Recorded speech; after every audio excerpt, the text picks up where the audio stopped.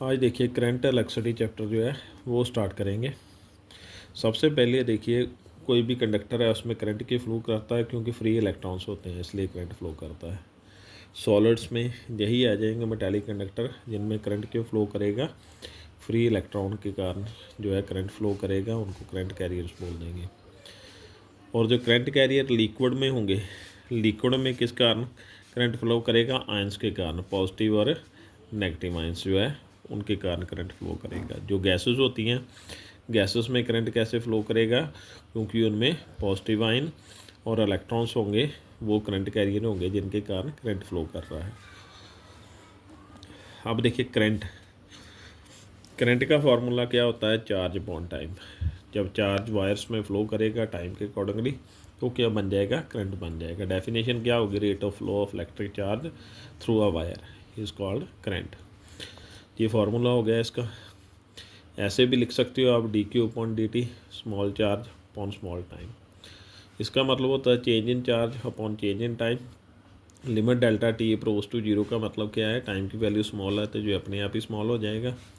तो अगर लिमिट के बिना लिखना हो तो ऐसे भी लिख सकते हैं। और जनरल फार्मूला यही होगा फर्स्ट चैप्टर के अकॉर्डिंगली। अगर आप चार्ज की वैल्यू डालना चाहते हो तो क्यू इक्वल टू एन ही डाल सकते हैं, नंबर ऑफ इलेक्ट्रॉन, और ई क्या आ जाएगा, charge on one electron. Current के यूनिट क्या होते हैं, एम्पियर होते हैं। ऐसा ही यूनिट एम्पियर, जहाँ पे पुट कर दोगे 1 कूलम और 1 सेकेंड। एक एम्पियर के डेफिनेशन कैसे बनाओगे, current is equal to 1 ampere, 1 coulomb charge flows through a wire for 1 second. Current equal to 1 ampere कब होगा, जब 1 कूलम चार्ज वायर में से फ्लो करेगा 1 सेकेंड के लिए। ये मिली सेकेंड वगैरह आपको पता है, ये मिली का मतलब होता है 10⁻⁻3, माइक्रो का मतलब होता है 10⁻⁻6। दो तरह के करंट होते हैं, कन्वेंशनल करंट होता है। कन्वेंशनल करंट कौन सा होता है, पॉजिटिव चार्ज के कारण। और इलेक्ट्रॉनिक करंट कौन सा होता है, इलेक्ट्रॉन्स के कारण। वो करंट जो होता है वो क्या होता है, स्केलर क्वांटिटी होता है। डायग्राम में हमेशा इलेक्ट्रॉनिक करंट बताया जाता है, इसलिए उसकी डायरेक्शन जो होती है हमेशा पॉजिटिव से नेगेटिव की तरफ होती है। आगे देखिए ड्रिफ्ट वेलोसिटी का कॉन्सेप्ट है। ये देखिए ड्रिफ्ट वेलोसिटी जहाँ से आपको पता चलेगी, अभी आपको बताया कंडक्टर में करंट क्यों फ्लो करता है, क्योंकि इलेक्ट्रॉन जो हैं, फ्री इलेक्ट्रॉन्स जो हैं कंडक्टर में होते हैं। ये देखिए ये कंडक्टर हो गया। अब इलेक्ट्रिक फील्ड अप्लाई किया गया, एक तरफ क्या है पॉजिटिव और दूसरी तरफ क्या है नेगेटिव। उसमें देखिए जो फ्री इलेक्ट्रॉन्स होंगे वो किस तरफ मूव करेंगे, पॉजिटिव एंड की तरफ मूव करेंगे। ये पॉजिटिव एंड हो गया और ये नेगेटिव हो गया हमारे पास। अब इसमें देखिए इसका पाथ जो है ऐसे क्यों हो गया, इसका पाथ इसलिए ऐसे हो गया क्योंकि और भी इलेक्ट्रॉन्स होंगे इसमें और आयंस होंगे जिनके साथ इनका कोलिशन होगा, और ये ऐसे इसका कोलिशन होगा तो इसका पाथ कुछ ऐसे हो जाएगा। अब देखिए ड्रिफ्ट वेलोसिटी की डेफिनेशन क्या होगी, वो minimum velocity of free electron जिसके साथ वो ड्रिफ्ट हो जाएंगे पॉजिटिव एंड की तरफ जब इलेक्ट्रिक फील्ड अप्लाई करेंगे। The average velocity with which the electron या फ्री इलेक्ट्रॉन्स बोल सकते हो, drifted toward the positive end of the conductor when electric field applied. अब देखिए इसकी डेरिवेशन कैसे होगी।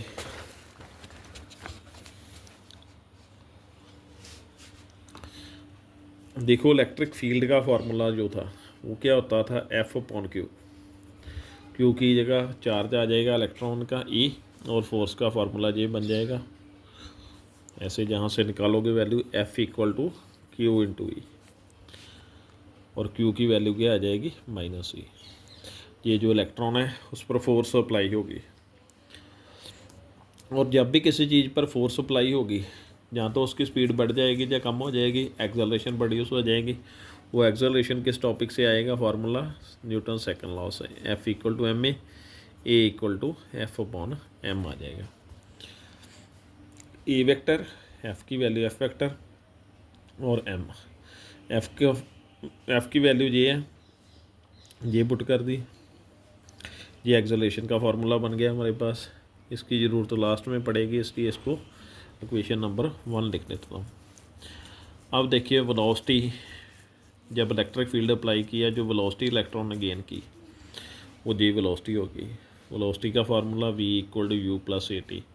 फर्स्ट इलेक्ट्रॉन के लिए 1 आ गया, टॉ टी की जगह क्या आ गया, टॉ आ गया। टॉ क्या है, रिलैक्सेशन टाइम, जो इलेक्ट्रॉन को लास्ट टक्कर में टाइम लगेगा, लास्ट कोलिजन में टाइम लगेगा विद द अदर इलेक्ट्रॉन बोल सकते हो, या आयन बोल सकते हो, या एटम ऑफ इलेक्ट्रॉन बोल सकते हो, वो रिलैक्सेशन टाइम हो जाएगा। दूसरे इलेक्ट्रॉन के लिए 2 आ जाएगा, तीसरे के लिए 3 आ जाएगा, और सो ऑन n के लिए बन गया। अब डेफिनेशन क्या थी इसकी, drift velocity is the average velocity. Average velocity कैसे फाइंड करते हो, अगर 2 वेलोसिटीज़ होंगी दोनों को प्लस करके 2 के साथ डिवाइड कर दोगे, 3 होंगी तो तीनों को प्लस करके 3 के साथ। इसमें क्या है, n वेलोसिटीज़ हैं तो n के साथ डिवाइड कर देंगे।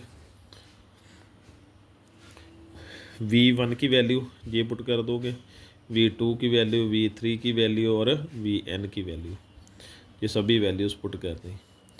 अब जो U है उससे इसने थर्मल वेलोसिटी बोला है, उसको सेपरेट कर लो।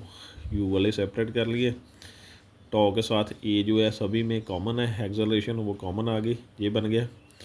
ये जो होगी ये वेलोसिटी 0 होगी, शुरू में इसने बताया था।